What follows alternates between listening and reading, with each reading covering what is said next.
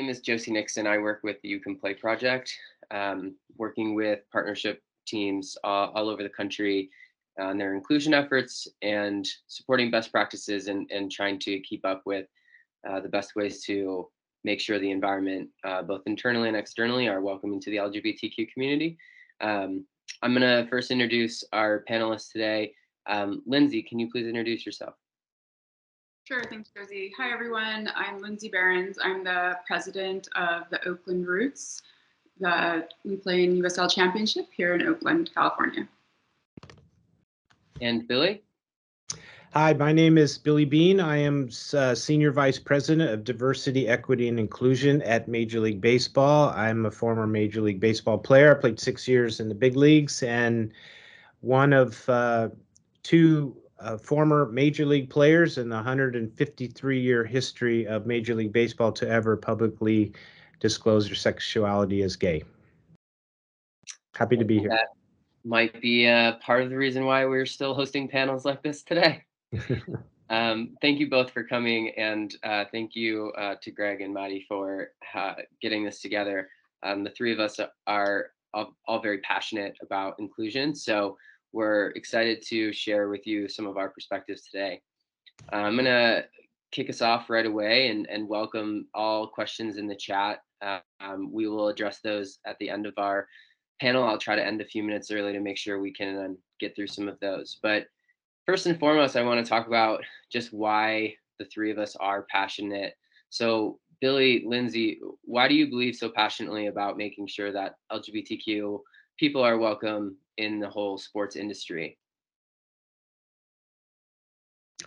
I'm happy to jump in there, Lindsay. I think that my inspiration and my motivation comes from my experience as a player, growing up. You know, the value of representation and visibility for people of my generation. I just never saw anybody that ever told me that they were gay until I was in college, which is hard to imagine. I grew up in a military household. My father was in the Marine Corps. I'm the oldest of 5 boys. I was in the big leagues at 21.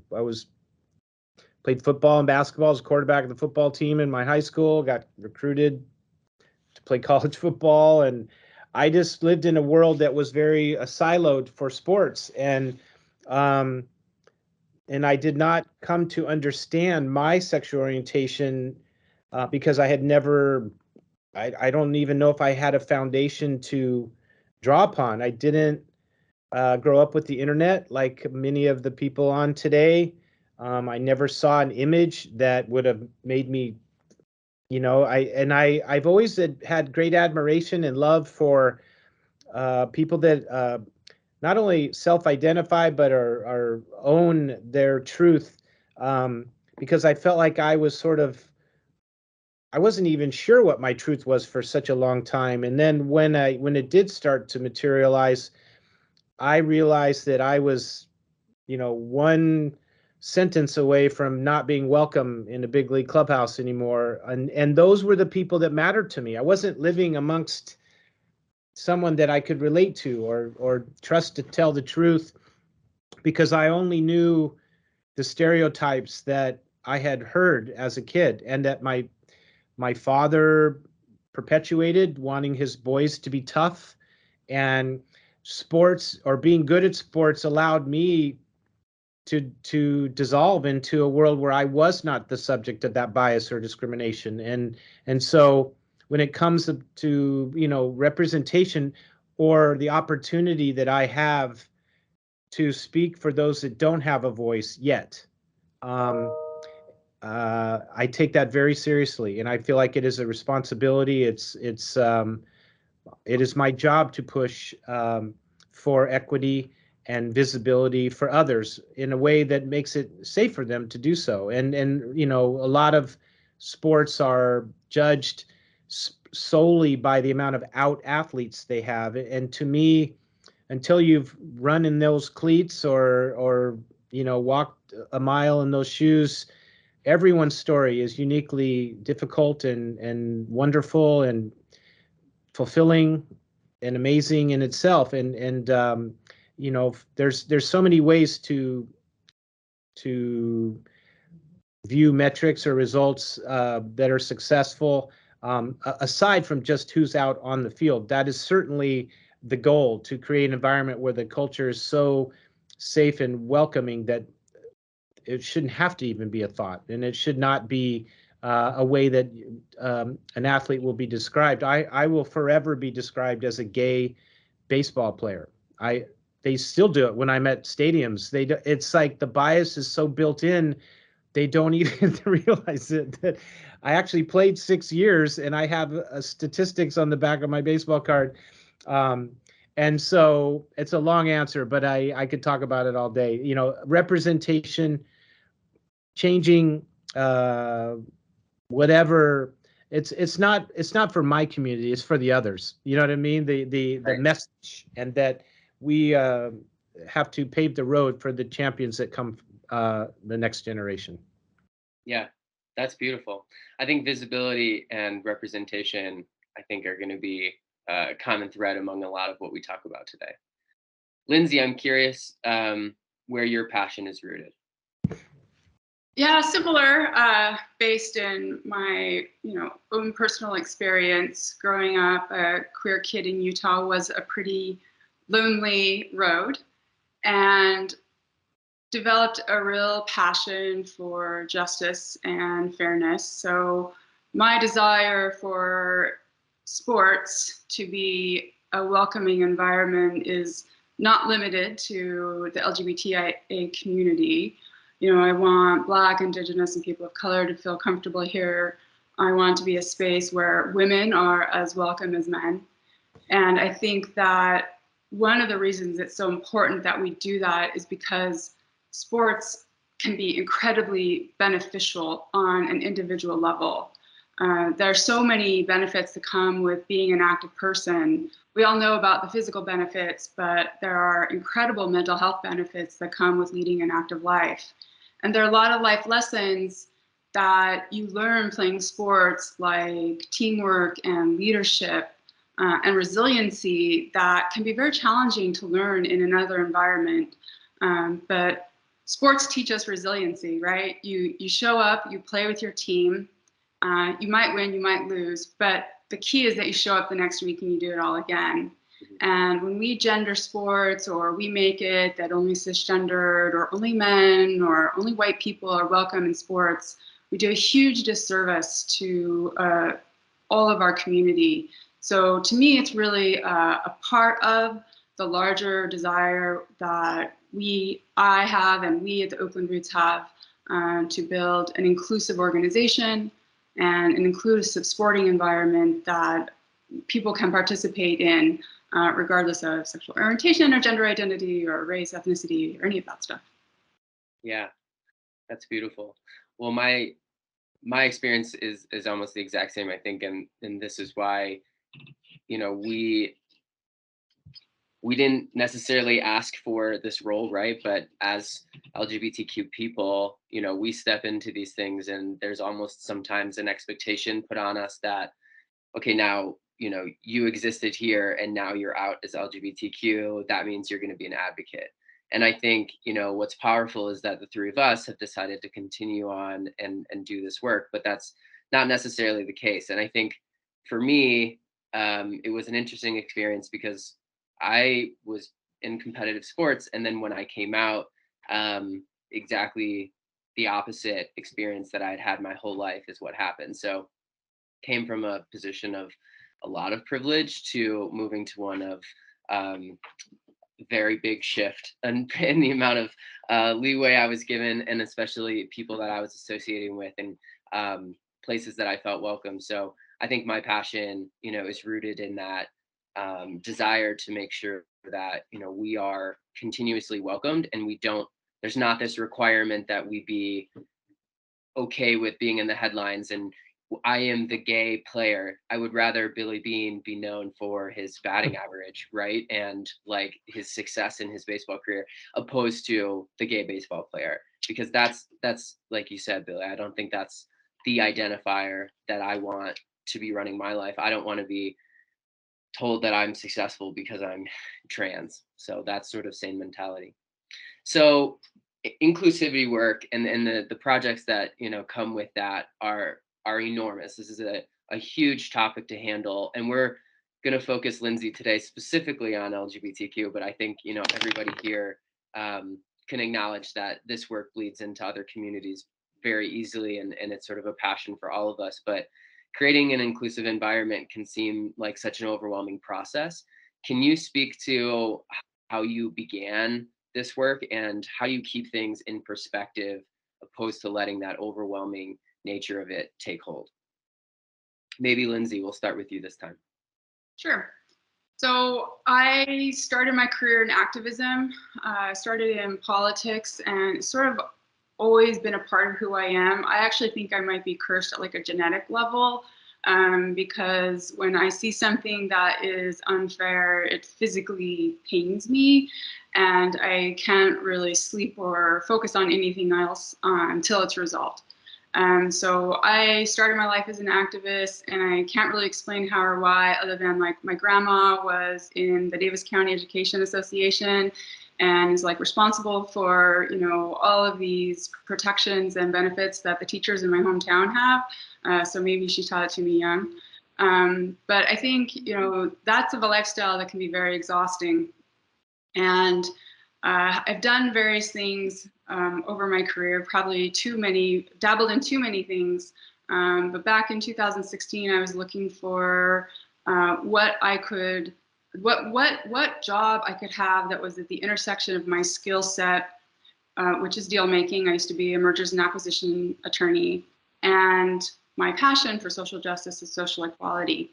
And at the time I was having this conversation with myself, an NWSL team was launched in my hometown of Salt Lake City, Utah. And I was like, oh, duh, sports is the intersection of business and activism.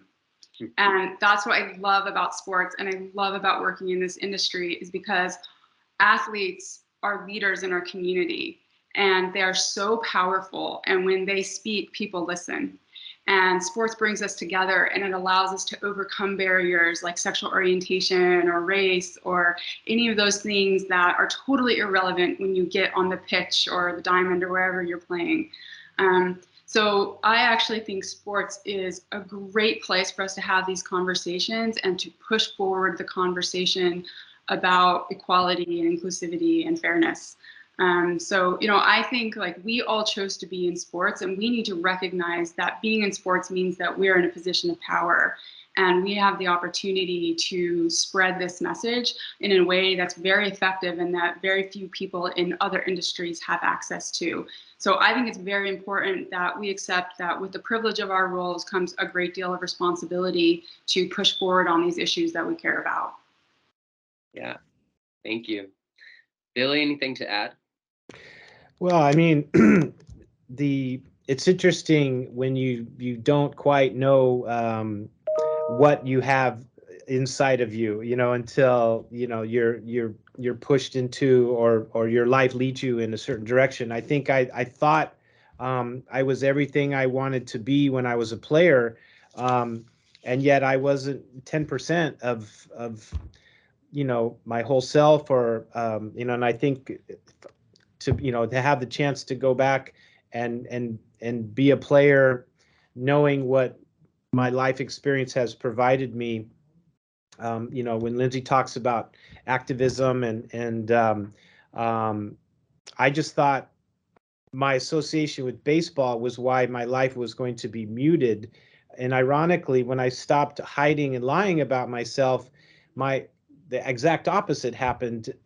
Because of my association with baseball, my story had some importance to some. And for a minute, I had a chance to elevate that with not any kind of long-term plan with it. But as I started to get out there and meet people in our community, the brave civil rights, battlers, warriors who were fighting for just HIV medication, or the ability to serve in the military, and be your honest self, or we weren't even thinking of marriage equality in those days. It was the right to work openly and not get fired by, which is still, in some states, until the last in 2020, that was legal.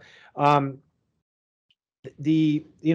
I guess for me, it's the opportunity to continue to be out there. I look at the way baseball provides a platform to influence others who might never want to hear about the three of our stories, but taking that opportunity and having the opportunity to build out like an education program, and introduce new considerations for these influencers and that they can go out, and it's just been an amazing experience, and one that makes me, again, back to the sense of responsibility,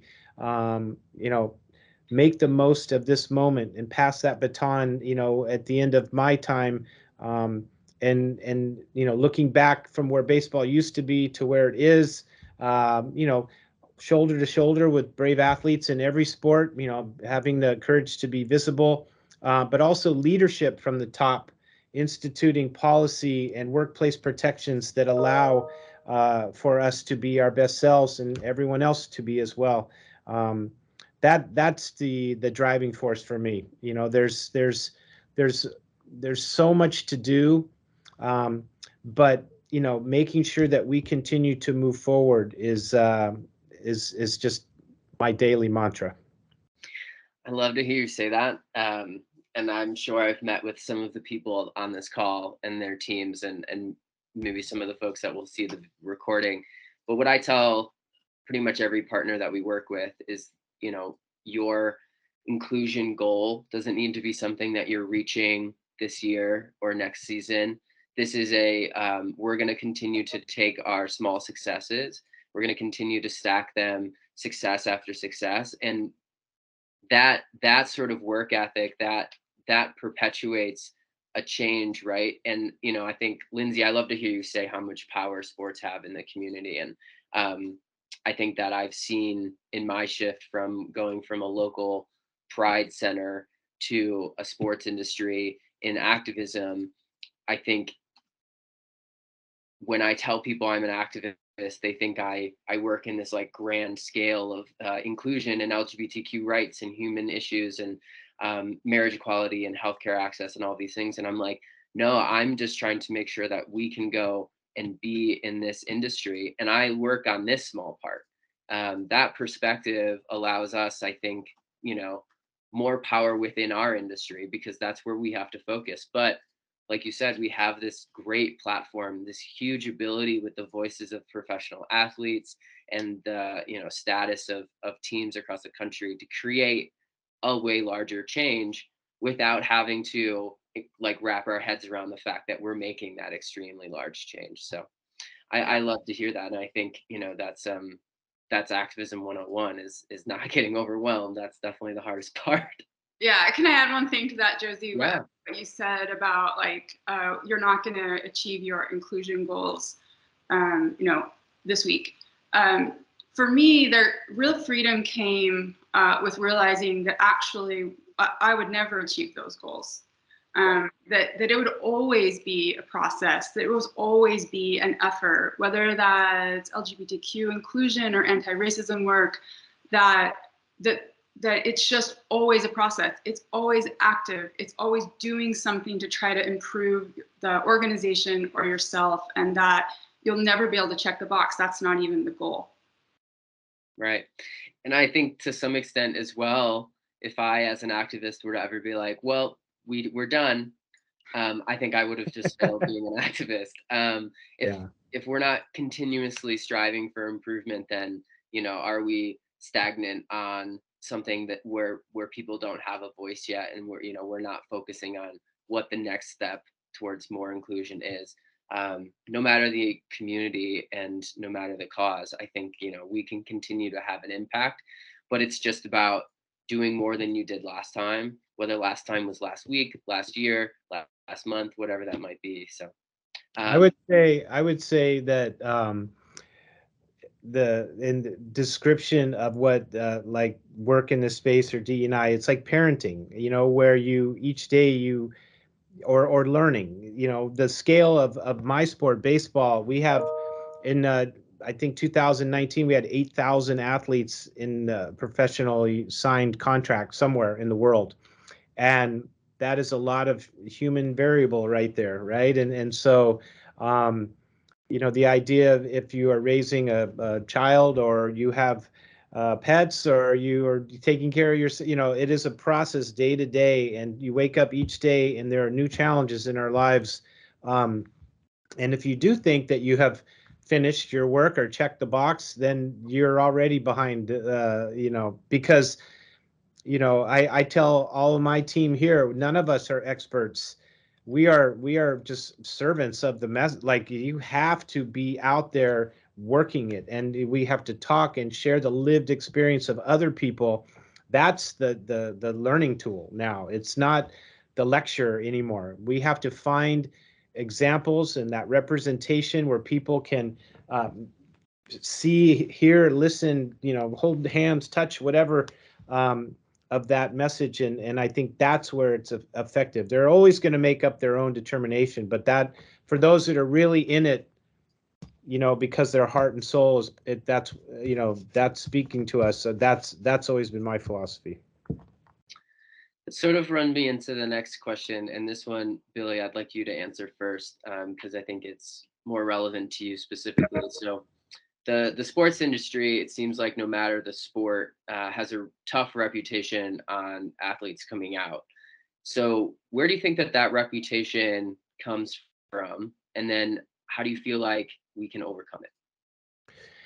Well, I think, you know, for many people, change is uncomfortable. And so when you're talking about culture, no different than having, you know, MLB has first a female manager of a professional baseball team, the Tampa Tarpons, Rachel Balkovich, who's literally a superhero. This, you know, she's just an amazing, amazing person. And, you know, for a player, for an athlete to come out, I think because it is rare, um, the people that would try to discourage that are the ones that are afraid of, like, how's that dynamic going to, and I always tell everyone, when a person decides to share something that generous or bring that invitation of, you know, interest into their life, they're not the one that changes. It's everyone around them. And so, um,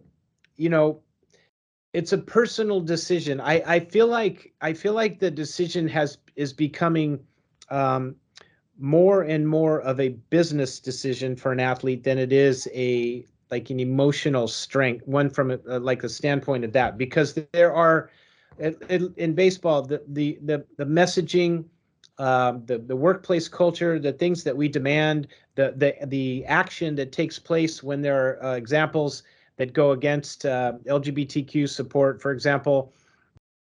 I've had conversations with literally thousands of athletes, and they have all told me I would be ready for you know, an LGBTQ, you know, teammate. I just want to make sure that that person is ready to try to win a championship with me. You know, it's about the game. It's about competition. It's not about the package that it arrives in. And so you know, that type of leadership is going to make it you know, that determining factor. Carl Nassib in the NFL for the Las Vegas Raiders.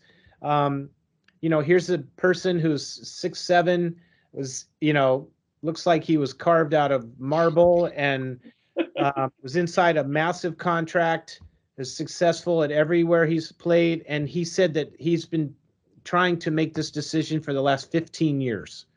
Mhm. And it's just so, and, you know, completely well spoken and able to, you know, with humility share something that was, I mean, it couldn't have been more perfect, from my perspective, understanding that that person has to walk into that NFL locker room and still, you know, need the respect of his teammates as a football player. You know, we all learn to coexist with each other, but it's so interesting how, you know, if you're talking about gender equality, you know, for women football coaches or women base, you can't you can't conceal that, right? Like that, whatever your gender identity expression, hopefully we have moved into a place where people are allowed to prove the content of their either their athletic ability or their coaching ability or their management skills aside. But it's just interesting, what would make an athlete hesitate now? A lot of it has to do with the intensity of the career, the shorter length of athletic. The kids and athletes playing one sport their whole lives. They're getting better and better and better younger, and being ready. I think there's a lot that goes into it. But from where I sit, our job is that clubhouse culture, the way we talk about each other, our workplace policy. Are we creating environments where everyone is included? Are we making all the considerations when it comes to hiring?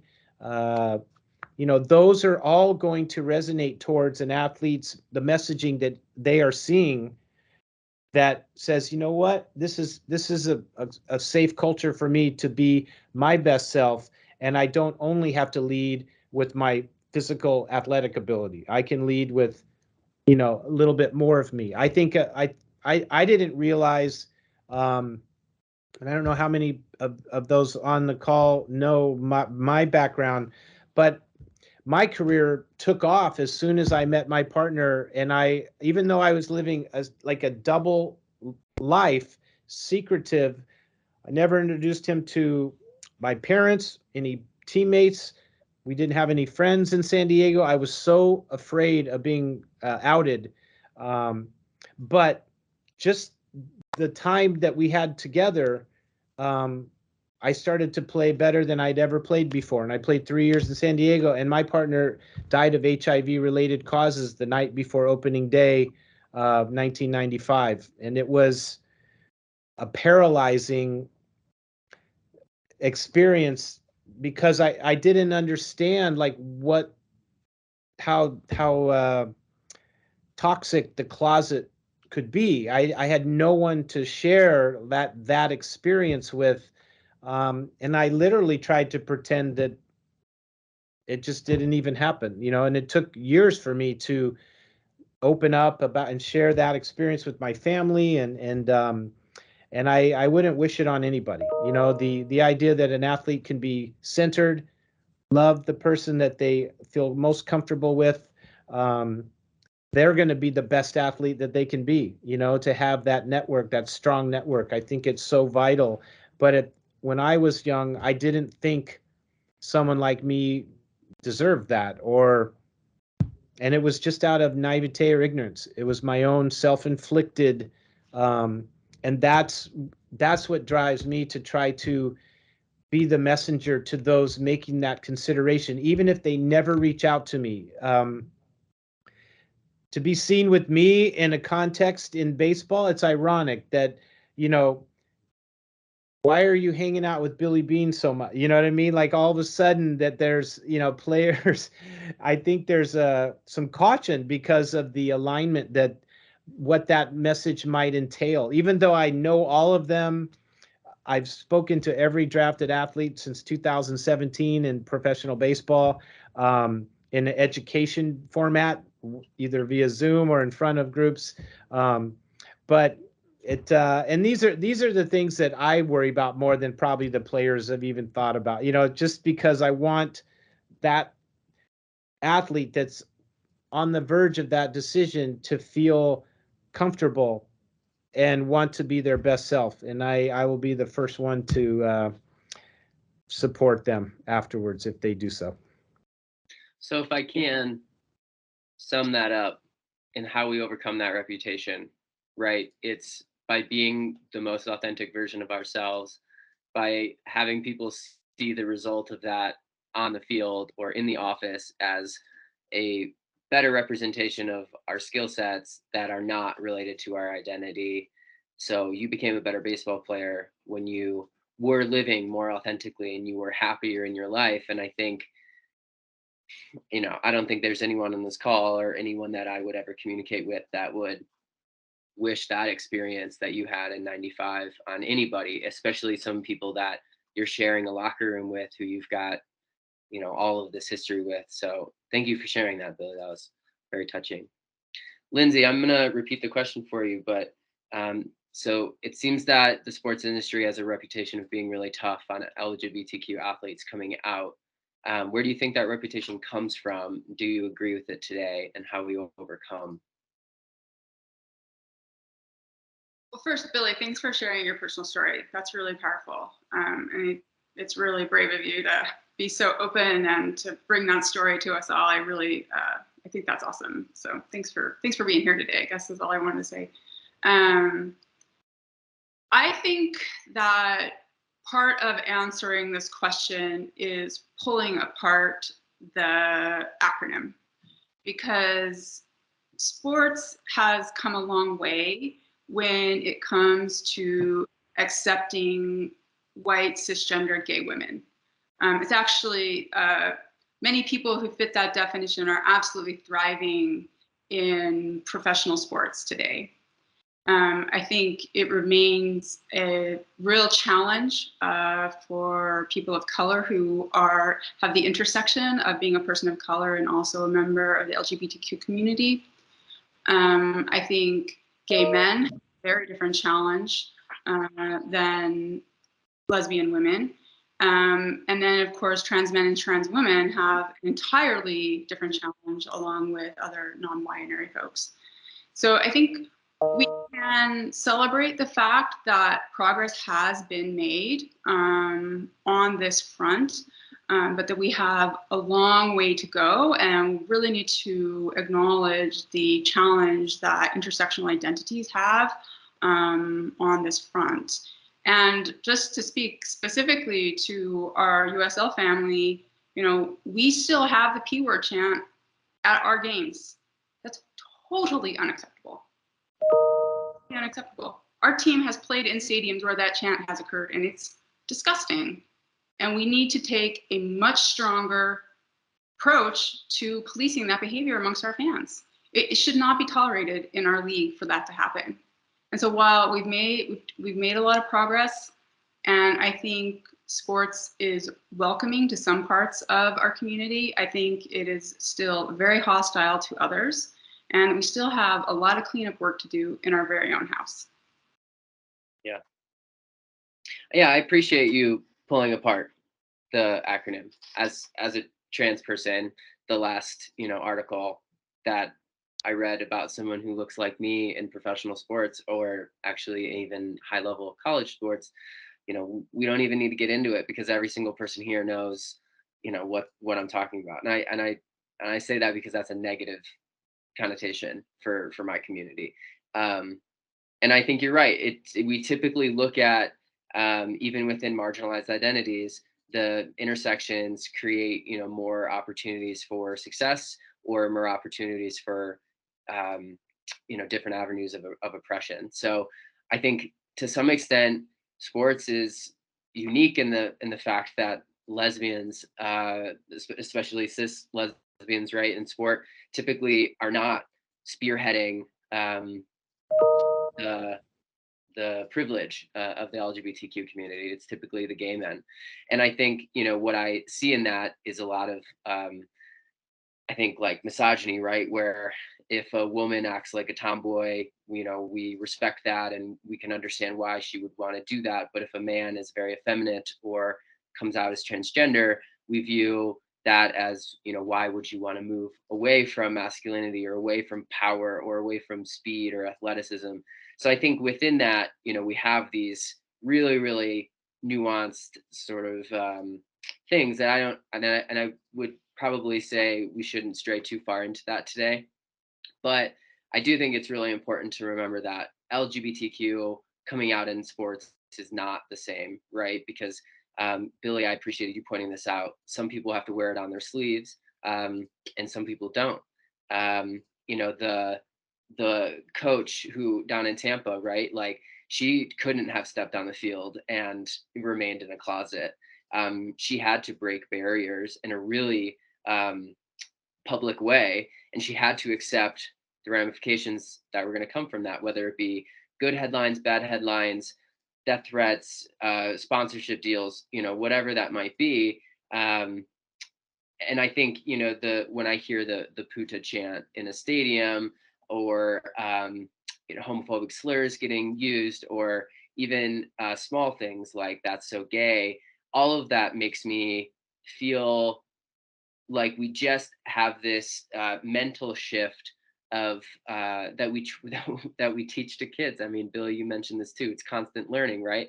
But I think that there's a mental shift that has to happen that just accepts LGBTQ entirely in sports with open arms. Otherwise, we're going to continue facing these really small, nuanced issues where, oh, well, this one's okay and this one's not, and this one's easier than this one's not.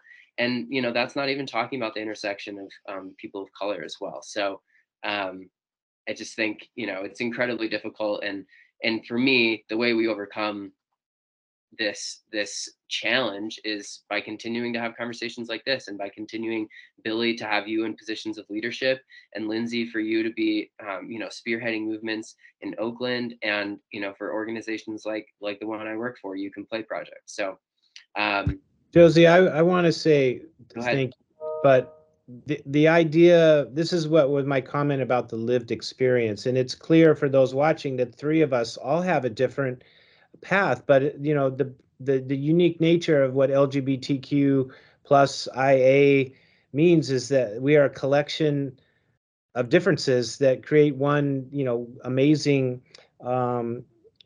community, and it is difficult to try to to not say, I wish we all were exactly on the same page.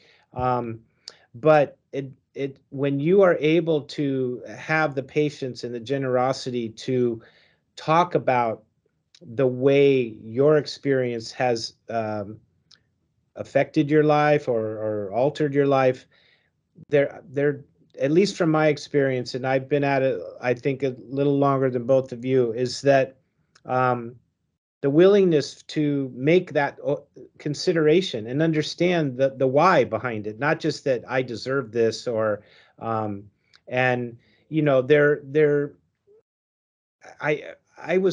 think about what I knew when I was a player. I just thought gay was like the only variable, like that it was just the worst possible. And then when you start talking, the idea about privilege, and all of us understanding that word in a different way than we did even 3 or 4 years ago, where we all have privilege in certain ways. You're sharing, Josie, that you had privilege when you were younger that is different than that you have now. That's an incredible insight that someone might not even thought about. It's like as me as a man thinking, it's the same. It's the same for every woman in the workplace, or gender non-binary or non-conforming person, that it is for me, and that's just a load of crap. You know what I mean? Like, it's to be sexualized because someone is ignorant and seeing someone in a submissive light, or some biased, or it's just these conversations will never get old. They have to happen. And there's, like, today we have 1 hour and we could talk about hundreds of different things, and why, and I think if there's any takeaway for the audience, that it's the beautiful nuance between everyone's experience, and I wish that we could be a little more forgiving as a community of those, and try to stay united, in the days when we thought, we have no choice, because we will, be like Stonewall 50 years ago, where there, literally the world was against us. And for some, that world has changed, and for others, it's more dangerous, right? And those are interesting things that we need to all hear. think the biggest shift for me in my activism, Billy, is that exactly. Um, I have a unique story. I'm trans. You know, there's a relatively small number of trans people, especially within the sports world. But I find more and more as I'm connecting with people from across the country in these leagues that I have a lot in common, and I can really become very personable to teams, because I think that the details of my story and your story and Lindsay's story, we have these similarities, these light bulb moments in our life, or things that drove us towards a passion, or things that led us into how we got here today. Those are the things that the three of us have as identifiers. It might not even necessarily be the fact that we're all LGBTQ, but it's the details of our lives that I think bring us together. And I love to hear you say that it's never going to mean the same thing when I say my privilege and you say your privilege, and we're talking about how that affects us. But I can tell you that my experiences of privilege and your experiences of privilege have led us into similar opportunities and advancements in our own lives, personally or professionally. And I think that's what I try and take in as an activist, who's a trans person, is that you might not understand what it's like for me to be trans, and I can almost guarantee you you're never going to, but you don't need to. You just need to get to know me, and you need to get to know what I care about, and you need to know um, that that we have a lot more in common than people expect. So I think that is how we continue this conversation, and allowing more and more people to feel free to be themselves, is just to continue to share these experiences of our lives. And Billy, I appreciate how you phrased this, is the athletes have to make a huge decision to come out. It's not just whether they're going to come out or not. That was something I had to deal with. Was I going to come out, or was I not going to come out? I never was going to be in a headline. I was never going to be written about, by ESPN. So those sort of things, when we have powerful advocates like yourself and like Lindsay, and like we do in almost every league now, we have to really listen to what their story is, and not just focus on Carl Nassib's a great football player and he's gay, but who is Carl Nassib? Why does he care about coming out? What is his passion? Um, you know, uh, and then we will get to the point where he doesn't need to be the best football player ever for everyone to be okay with him coming out as gay, or we don't have to be an NCAA championship winner in order to make headlines, or in order to be respected by a majority of this country as a swimmer. So that, to me, I think is where these conversations continue to take us. So we do have just 12 minutes left, and I haven't seen any questions in the chat, so I'm going to ask just one last question for you two, that maybe we can end on a good note. Is, where have you had the most success in your career, as far as the inclusion work that you've wanted to do, or where have you seen the most progress? Feel free, either one of you, take it away. I'll go first. So this is such a self-serving answer, but it's really the Oakland roots. So the roots are a values-driven, purpose-led, community-focused sports team. And like I mentioned to start, I work in sports because of it being at the intersection of sports and activism. And the Oakland Roots is really, to me, the personification of that desire to be a part of a club that makes purpose a part of every decision.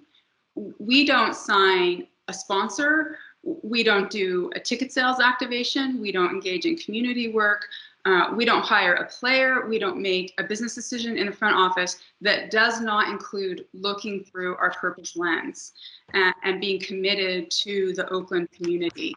And this organization is just such a privilege to be a part of it. I've been here since January, and it really, to me, is an example of how it is that we can be a successful sports business while being truly dedicated and centralizing our purpose.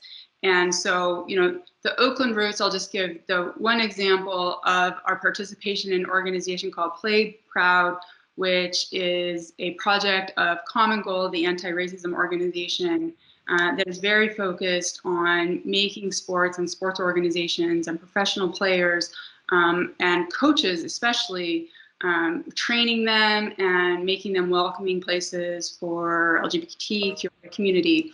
So, I would encourage folks, if they're like, well, what concrete action can I take to actually start to be a more inclusive organization? Reach out to Play Proud or reach out to some of the other organizations that are doing great work in this space, because we don't have to reinvent the wheel. There are experts out there, yourself included, Josie, who can come in and help us do better. So, reach out to somebody who's already figured out how to make progress on this front and get them to help you. You don't have to do it yourself. Yeah. Yes, and this question was full permission to brag. So I appreciate you running with that. Thank you, Lindsay. Billy, what about you? Well, it's interesting, when I was brought back to baseball after my playing career, I was away for 10 years at least, and came, was at a point in my life that I was completely, content that I would never be connected to the sport. I was living, a wonderful life away from baseball, and then baseball realized that they needed to become more current and modern with their workplace protection policy, and I was brought back as the one, living member that played in the big leagues that represented the LGBTQ organization, and I had, worked hard, and mostly it was on the shoulders and through the help of others in our community, people that were just so influential. But I think coming back to baseball with no definition of a job, the success was so surprising.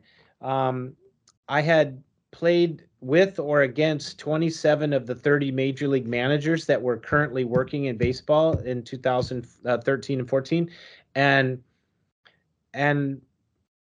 my boss sent me to go speak to all the general managers at their annual general manager meeting at the end of the season. And from that conversation, which was about 10 minutes long, I was invited to speak to 15 of the 30 big league teams in spring training the following year. And all I did was, I didn't go in there saying that, baseball was bad, that baseball was being negligent. I just shared a little bit about my experience, and as a person, as a product of that environment, how I took myself out of it. And it was, one of the greatest regrets of my life, because the one common denominator and bond of every athlete, doesn't matter what sport you play, is that until you are not competing, you don't realize how much you loved it and how much it defines that essence of your DNA to fight and persevere when no one's looking, and to get better, and when you said, Lindsay, about mental wellness, like to this day, when I'm having a bad day, I find a way to exercise. I don't care if it's for 10 minutes, and I feel better about myself. I feel like the problems in front of me. And so the success was, I wondered, like, what am I going to do in baseball? How am I going to make an impact? And I was just myself. I had institutional knowledge of playing for 23 years or whatever, from as a little kid to my last year as a big leaguer. And I just listened, and I wanted to be human. And I stopped obsessing over them judging me as a gay man. And somehow it resonated. I wish I'd had that courage when I was a player to just say, you know what? I belong in this room too. And I was asked to be in here because of my baseball talent, and so, like, to find the common ground, not the differences, and make you, and it seemed like that was a key into the door of what effective conversations about equity and inclusion, belonging, even before I knew that acronym. You know, we didn't even call it that then. And to me, it's finding that common ground. You know, Josie, what you and I have in common, or Lindsay, you and I today, it just takes a minute of vulnerability to feel it. You know what I mean? Instead of me or you telling me what's wrong with me, I'm listening to what I can imagine your experience feels like. You know, and I have to say, there's no conversation in baseball, no LGBTQ conversation that doesn't involve conversations about race and sexism, because they are rampant in inherently in ways that we are biased, and so I folded and braided all of that into one, and I tried to bring examples that were not just about me, but and then just hand the consideration over, and it seemed to be effective. And I'm constantly, I love listening to you know, Josie, your generation, how you and your colleagues, friends, community want to communicate with each other like that. You know, for me to think that you know, I communicate differently than my parents do, and I think that if we just continue to try to find that interesting connection, and why it's working. It hasn't fixed anything, but it's working in a way that makes me want to try to do better tomorrow. Yeah. Thank you both so much for your insight today. I certainly am going home. I'm certainly staying in my basement thinking about a lot of this. And thank you, Greg and Modi, for having us here today. I just am so appreciative of the opportunity, and I look forward to continuing to work with the USL and Billy, hopefully the MLB in not too long. So We'll do that. We'll do that. Thanks, Josie. That's great. Thank you very much for the invitation, and everybody for taking an hour to share with everybody. Thank you. Thank you all for being a part of the USL Impact Series. I hope that everyone on the call learned something, can take something back to their clubs at the league level as well. Yeah, thank you guys thank you all for taking the time.